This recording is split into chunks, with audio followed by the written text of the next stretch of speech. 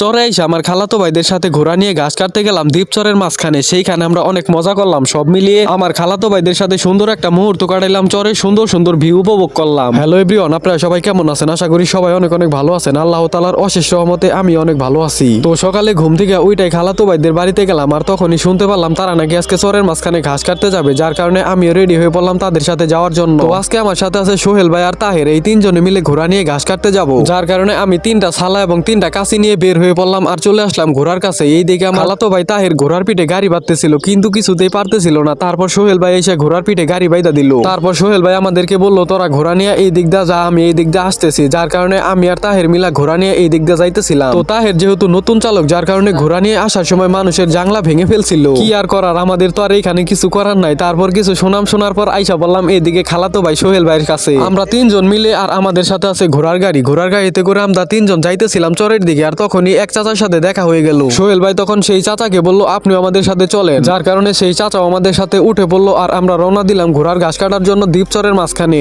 আমরা 3জনে মিলে ঘোড়া নিয়ে যাইতেছিলাম, আর কিছুক্ষণ পর দেখতে পারলাম একটা কুকুর আমাদের পিছু নিয়েছে, কিছুতেই আমাদের পিছ ছাড়তেছে না। যাই হোক, সেই কুকুরের সাথে খেলা করতে করতে আর মজা করতে করতে যাইতেছিলাম। আর তখনই কাকা বললো যে এই ঘোড়াতে আমি যাইতে পারবো না, কারণ আমার মানজায় অনেক ব্যথা। যার কারণে কাকা ঘোড়া থেকে নেমে পড়লো, আর আমরা 2জন মিলে ঘোড়াতে করে যাইতেছিলাম। আর কতক্ষণ পরে কাকাকে তুলে নিলাম আমাদের ঘোড়ায়। তো চরের পথ দিয়ে যাইতে যাইতে দেখতে পারলাম সেখানে ধান গাড়া মাত্র শুরু হয়েছে, আর এইদিকে অনেক সুন্দর সুন্দর ভিউ কিন্তু উপভোগ করলাম। কখনো কখনো ভাঙ্গা রাস্তা, নদীর পানির উপর দিয়ে আমরা যাইতেছিলাম, আর এইদিকে সুন্দর সুন্দর ভিউ উপভোগ করতেছিলাম। আর তখনও কিন্তু সেই কুকুরটা আমাদের পিছেই ছিল, যার কারণে সোহেল ভাই বললো কুকুরটাকে ঘোড়ার গাড়িতে তোলার জন্য অনেক চেষ্টা করলো, কিন্তু কিছুতেই তুলতে পারলো না। যাই হোক, সেখানে আমরা 3জনে মিলে ঘোড়ার গাড়িতে 1 ঘন্টা জার্নি করার পর আইসা বললাম সেই চরের মাঝখানে। চরের মাঝখানে আইসা ঢুকা পড়লাম ভুট্টা ক্ষেতের ভিতরে, কারণ সেইখানে এত পরিমাণ ঘাস ছিল যেটা দেখার মতো। আমার মনে হয় আমার জীবনের প্রথম এইরকম ঘাস দেখলাম ভুট্টা ক্ষেতের ভিতরে। যার কারণে আমরা সবাই মিলে সেইখানে ঘোড়াকে রেখে ঘোড়াকে খাবার দেওয়ার পর চলে আসলাম সেইখানে ঘাস কাটার জন্য। সেইখানে আমরা ঘাস কাটতে কাটতে যতই ভিতর দিকে খেয়াল করছিলাম, আর ততই দেখি যে ঘাস বেশি, যার কারণে আমরা ভিতরে ঢুকে গিয়েছিলাম। তো সেইখানে আমরা মোটামুটি 3-4 ঘন্টার মতো ঘাস কাটি, যার কারণে আমাদের ঘাসের বস্তা কিন্তু এরকম ফুল হয়ে গেছে। কিন্তু তাও এইদিকে আমার খালাতো ভাই বলতেছিল আরো ঘাস নাকি নেওয়া যাবে এই বস্তার ভিতরে, যার কারণে সেইখানে সোহেল ভাই সেইখানে আরো ঘাস নেওয়ার জন্য বস্তার উপরে উঠাই লাফাইতেছিল, যার কারণে বেশি ঘাস নেওয়া যাবে। সেইখানে বস্তা পুরোপুরি লোড করার পরও এইদিকে সোহেল ভাই কিন্তু আরো ঘাস কাটতেছিল, কারণ সে আর 3-4 দিন এই ঘাস কাটতে আসবে না। আর এইদিকে তাহের আর আমি ভুট্টা ক্ষেতের মাঝখানে পানি খাইতে যাইতেছিলাম, কিন্তু তখনই দেখলাম যে মেশিনটা বন্ধ করে ফেললো। সেইখানে আর করার কিছু নাই, যার কারণে আমরা আইসা বললাম আর বস্তাগুলো পুরোপুরি লোড করে আমি একটা মাথায় নিয়ে আইসা বললাম এইদিকে ঘোড়ার কাছে। তারপর আবার বস্তা রাইখা সোহেল ভাইয়ের কাছে গেলাম, তাকে আবার বস্তা তুলে দিলাম মাথায়। প্রথমে বস্তা দেখে ভাবছিলাম এই বস্তাটা তো ভার হবে না, কিন্তু তোলার সময় মনে হইতেছিল এই বস্তাটা যেন 2 মণ ভার, যার কারণে বস্তাটা তোলার সময় কিন্তু একটু কষ্টই হয়েছে। যাই হোক, বস্তাটা নিয়ে আইসা বললাম ঘোড়ার কাছে, আর তখনই ঘোড়াটা সেট আপ করে নিলাম। ঘোড়াটা সেট আপ করার পর ঘোড়ার গাড়িতে ঘাস তুলে নিলাম, তারপর আবার রওনা দিলাম বাড়ির উদ্দেশ্যে। তো আস্তে আস্তে পথের মাঝখানে দেখতে পেলাম সেখানে এত সুন্দর একটা বাড়ি, যেটা দেখে পুরাই মনটা জুড়াই গেছে।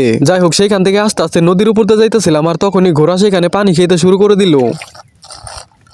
আর এটা দেখার পর মনের ভিতরে কষ্ট লাগলো, কারণ মানুষ হইলে কখন পানি চাইতো, কিন্তু বোবাজনার যার কারণে পানি চাইতে পারে না। তো ঘোড়া সেখানে পানি খাওয়া শেষে আমরা বাড়ির দিকে রওনা দিই। সেইখানে আধা ঘন্টার মতো জার্নি করার পর আমরা আইসা পড়ি বাড়ির দিকে। তো বাড়িতে এসে ঘাসগুলো নামাই নিলাম। আজকের ভিডিওটি এই পর্যন্ত। আপনারা সবাই ভালো থাকবেন, শরীরের যত্ন নেবেন এবং আমাকে ফলো করতে পারেন।